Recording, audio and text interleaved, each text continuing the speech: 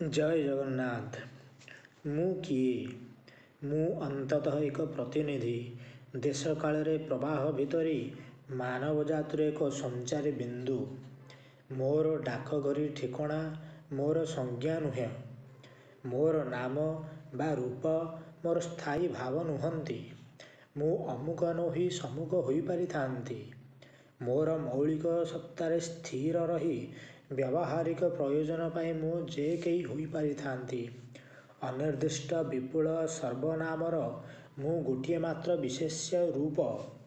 ଜଡ଼ଚେତନର ସମାହାର ଭିତରେ ନିଜକୁ ମୁଁ ବୋଲି ଅଭିହିତ କରିପାରୁଥିବା ପ୍ରାଣୀମାନଙ୍କ ମଧ୍ୟରୁ ମୁଁ ଯେ କେହି ଜଣେ। ମୁଁ ସେମାନଙ୍କର ପ୍ରତିନିଧି। ଆପଣ ବି ଜଣେ ପ୍ରତିନିଧି। ଆପଣ ଜାଣିବାକୁ ଚାହିଁଛନ୍ତି କିମ୍ବା ମୁଁ ଆପଣଙ୍କୁ ଜଣାଇବାକୁ ଚାହିଁଛି ମୁଁ କିଏ?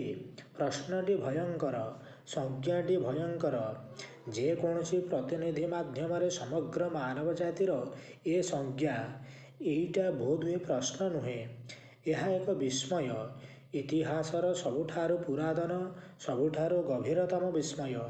ସେଥିପାଇଁ ପ୍ରଶ୍ନର ଉତ୍ତରଟି ମଧ୍ୟ କୌଣସି ବୟାନ ନୁହେଁ କିମ୍ବା ସଂଳାପ ନୁହେଁ, ବରଂ ତାହା ଏକ ଅସ୍ଫୁଟନ, ଏକ ସ୍ୱଗତୋକ୍ତି, ଗୋଟାଏ ପ୍ରକାର ଧ୍ୟାନ ବା ଅନ୍ତର୍ମୁଖୀ ଅନୁଧ୍ୟାନ। କୌଣସି ଏକ ନୀରବ ମୁହୂର୍ତ୍ତରେ ପୁରୁଣା ଆକାଶକୁ ନିରୀକ୍ଷଣ କଲା ଭଳି ଗୋଟିଏ କ୍ରିୟା। ମୋର ଅସଂଖ୍ୟ ସମ୍ପର୍କ, ଅସଂଖ୍ୟ ସଂଜ୍ଞା। ସମ୍ପର୍କର ଭୂମି ମଧ୍ୟ ଅସଂଖ୍ୟ। ପରିବାର, ସମାଜ, ଦେଶ ଏବଂ ଏ ପୃଥିବୀ କେତେଗୁଡ଼ିଏ ସମକୈନ୍ଦ୍ରିକ ବୃତ୍ତରେଖା। ଏଥିରେ କେନ୍ଦ୍ର ଆଡ଼କୁ ସମ୍ପର୍କର ଜାଲଟି ଘନୀଭୂତ। ପୁଅ, ପୁତୁରା, ବାପ, ଦାଦି, ମାମୁଁ, ମଉସା ଇତ୍ୟାଦି ମୋର ନିବିଡ଼ତମ ସମ୍ପର୍କ, ଦାୟିତ୍ୱ ଏବଂ ଅଧିକାର। ଏ ଭୂମିରେ ସମ୍ପର୍କ ରକ୍ତଗତ, ଜୈବିକ ଏବଂ ଏକାଠି ବଞ୍ଚିବା ପାଇଁ ନ୍ୟୁନତମ ସ୍ୱୀକୃତି। ହୁଏତ ମୋର ଜନ୍ମିବା ଏକ ଆକସ୍ମିକ ଘଟଣା, ସେଥିରେ ମୋର ସ୍ୱେଚ୍ଛାକୃତ ଆୟତ୍ତ ନାହିଁ। ସେଥିପାଇଁ ଜନ୍ମଗତ କେତେଗୁଡ଼ିଏ ସମ୍ପର୍କ ଉପରେ ମଧ୍ୟ ମୋର ଆୟତ୍ତ ନାହିଁ। ମା'ର ଜଠର ପରି ସେ ସମ୍ପର୍କଗୁଡ଼ିକ ମୋର ଅଦ୍ୟ ପିଢ଼ି, ମୋ ଚେର ପାଇଁ ମୂଳ ମାଟି। ମୁଁ ପ୍ରଥମେ ଆଖି ଖୋଲି ତାହାଙ୍କୁ ଆବିଷ୍କାର କରେ। ତାପରେ ଦ୍ୱିତୀୟ ବୃତ୍ତର ସମ୍ପର୍କଗୁଡ଼ିକ ସ୍ୱେଚ୍ଛାକୃତ, ସୂକ୍ଷ୍ମତର କିନ୍ତୁ ସ୍ୱାଭାବିକ। ସମାଜ ଜଙ୍ଗମମାନଙ୍କର ଅରଣ୍ୟ। ସେଠି ଡାଳକୁ ଡାଳ ବାଜି ସମ୍ପର୍କ।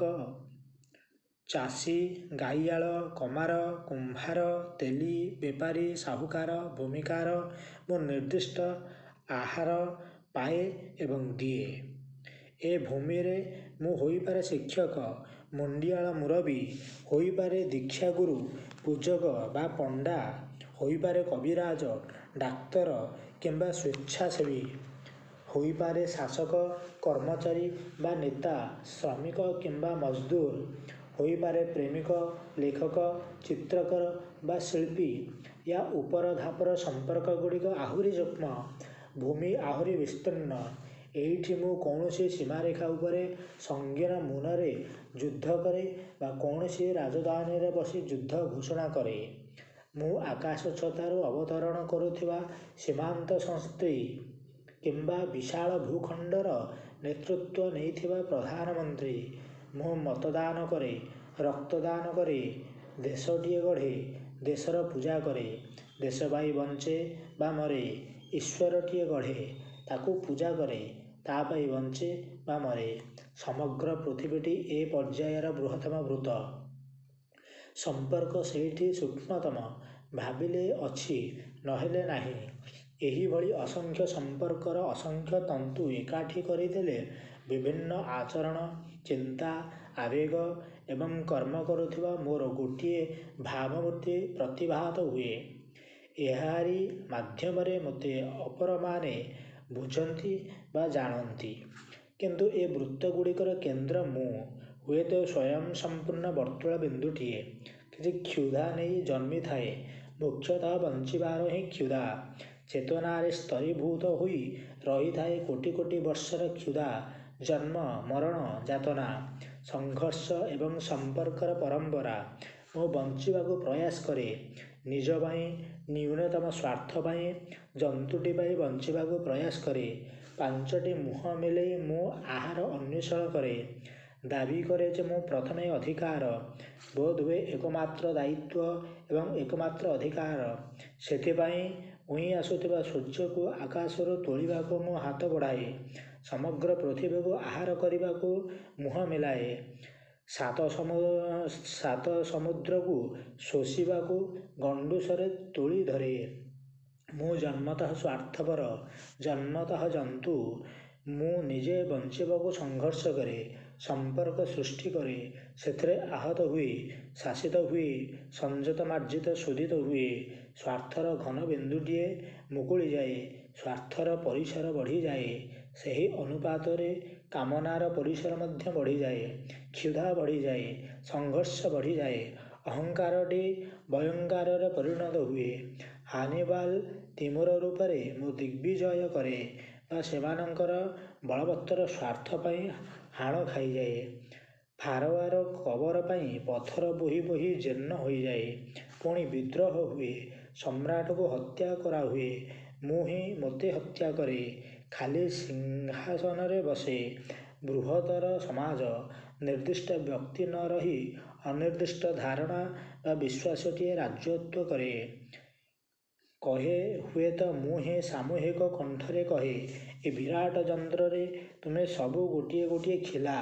ଯନ୍ତ୍ର ଚାଲିଲେ ତୁମେ ଚାଲିବ, ଯନ୍ତ୍ର ରହିଲେ ତୁମେ ରହିବ। ମୁଁ ଗୋଟିଏ ଖିଲା। ମୋର ବଞ୍ଚିବାର ଅଧିକାରକୁ ମୋର ହାତରୁ ଛଡ଼େଇ ନିଆହୁଏ। ପରସ୍ପର ପାଇଁ ବଞ୍ଚିବାର ଗୋଷ୍ଠୀ ସ୍ୱାର୍ଥ ମଧ୍ୟ ରହେ ନାହିଁ। ଛୋଟ ଛୋଟ ପରିଧି ଭାଙ୍ଗିଯାଏ। ସମସ୍ତେ ଗୋଟି ଗୋଟି ହୋଇ ବୃହତ୍ ପଡ଼ିଆଟିରେ ଠିଆ ହୋଇଯାଆନ୍ତି। ଚିତ୍ରିତ କଣ୍ଢେଇଟିକୁ ସର୍ବଶକ୍ତିମାନ କହି ପୂଜକମାନେ ଶାସନ କରନ୍ତି। ମୁଁ ହିଁ ଆଢ଼ୁଆଳରେ ଶାସନ କରେ। ଅନ୍ୟପକ୍ଷେ ମୁଁ ଆଦିମ ସଂଘର୍ଷର କ୍ରୀତଦାସ ହୋଇ ରହିଯାଏ। କେବଳ ନିଜେ ବଞ୍ଚିବା ନିଛକ ସ୍ୱାର୍ଥ, ଅନ୍ୟକୁ ଖାଇ ବଞ୍ଚିବା ସେଇ ସ୍ୱାର୍ଥ। ଖାଇବାର ଢଙ୍ଗ, ଠାଣି, ବିପୁଳତା ସେହି ସ୍ୱାର୍ଥର ହିଁ ମଣ୍ଡଣି। ମୁଁ ମୋର କ୍ରୀତଦାସ, ମୁଁ ମୋର ସ୍ୱାର୍ଥର ପୂଜାରୀ। ବଞ୍ଚିବା ଏକ ନିରବଚ୍ଛିନ୍ନ କ୍ଷୁଧା, କ୍ଷୁଧା ହିଁ କାମନା। ମୁଁ ଅସଂଖ୍ୟ କାମନାର ସମାହାର। ଶରୀରର କ୍ଷୁଧା, ମନର କାମନା। ମନର ମୂଳେ ଏ ଜଗତ। ଶରୀର କେବଳ ବସ୍ତୁ ସଂଘ। ମନ ଏକ ଅସ୍ଥିର ପବନ। ଜଗତ ଏକ ଛାୟାବାଜି। ପୃଥିବୀ ଗୋଟିଏ ଧୂସର ଧୂଳିକଣା। ସୂର୍ଯ୍ୟ ଗୋଟିଏ ମ୍ରିୟମାଣ ପ୍ରଦୀପ। ଆକାଶର ଜ୍ୟୋତିରିଙ୍ଗଣଗୁଡ଼ିକ ନିଶ୍ଚେତନ ଜଡ଼ପିଣ୍ଡ।